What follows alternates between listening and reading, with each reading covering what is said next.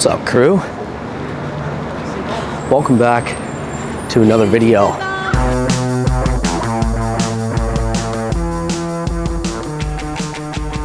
I'm walking to my office again this morning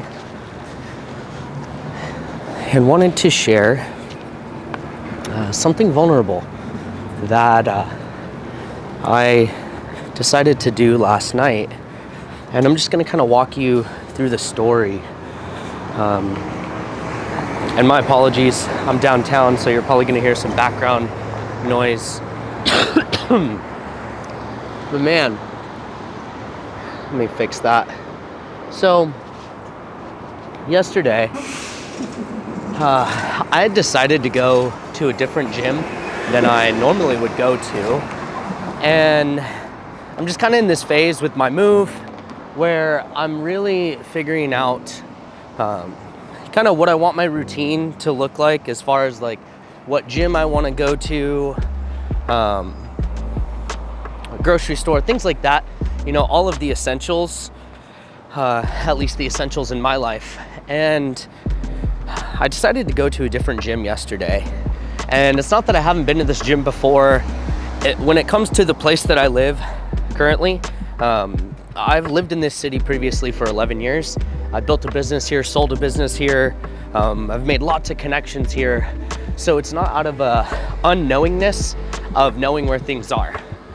However, I went to this gym that is different than my usual routine, and I saw this church across the street. And you know, I'm going through this transitional phase in my life where there's a lot of difficulties and hurdles that arise. And you know, although I'm showing up and doing everything I can to work through them and process them, sometimes in the midst of uncertainty and fear and pain, it reveals the need for hands larger than our own. Now, I noticed that there was a church across the street called Awaken Church, which I've actually watched their sermons online a few years ago, and I liked what I heard. Now, I will also share that I've not specifically stepped inside of a church physically since I was 14 years old. I had an experience inside the Christian church when I was younger by proxy that really kind of shifted my viewpoint. And although I have faith and I believe in higher power, I was not going to the church actively for no specific reason other than it just really didn't have a place in my life.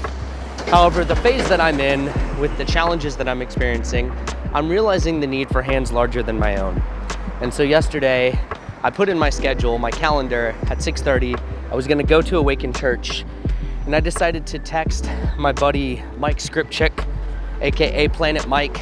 I'll put his YouTube link below, because I decided to message him because he lives in the same city that I do. He actually lives a few blocks down away from where I'm at, and he's kind of one of those people that I've kept in contact with over the years. You know, commonly when we grow up, we lose touch with people, and he's one of those people that I've maintained staying in touch with. I actually pushed him to do his first ice plunge with me many years ago when I lived right on the beach, and I used to cold plunge in sauna each day. But I decided to send him a message just to let him know, hey, I recently moved back. I live a few blocks away. Let's connect and let's catch up. And his response, not knowing that I had already planned to go to Awaken Church that night at 6:30, was come to Awaken tonight at 6:30 with me, which, if that isn't divine timing, I don't know what is. Now, with that, of course, I had so many fears coming up around going to the church. Just fears of judgment, fears of knowing what to do, fears of knowing how to worship, and things of that nature. And you may be hearing that and think that's silly, but it's my truth, and I want to honor that. And him telling me he was going at 6:30 and to join him was that supportive pull, not supportive push, that supportive pull that I needed. And I'll tell you, I went last night at 6:30 and it was incredible. And I'm still trying to piece together the right words for it. I don't have the right words yet. But with that being said, he wanted to say hi to the video. With that being said, follow your heart, follow your intuition, because something told me to message him and something told me to go last night to this sermon. And the message was keys to a wonderful life. And they shared some very prominent things that were really pivotal for me. And I'm gonna pull a few of these notes up because I even took notes in my phone. Let me pull these up. Number one, they asked 6 questions that are the questions that you need to answer to have the keys to a wonderful life. And question 1 is, what is your life full of? What is it full of? Is it full of stress? Is it full of anguish? Is it full of joy? Is it full of pain? Because whatever your life is full of is what you are going to get more of. And number 2, what are you feeling? Like, what are you actually feeling? Are you feeling overwhelm? Are you feeling pain? Are you feeling love? Are you feeling happiness? And number 3, do we live in the moment? And what that sounds like is, don't let the pain of tomorrow take away from the present of today. And I think that's powerful. And number 4, who are the people in your life?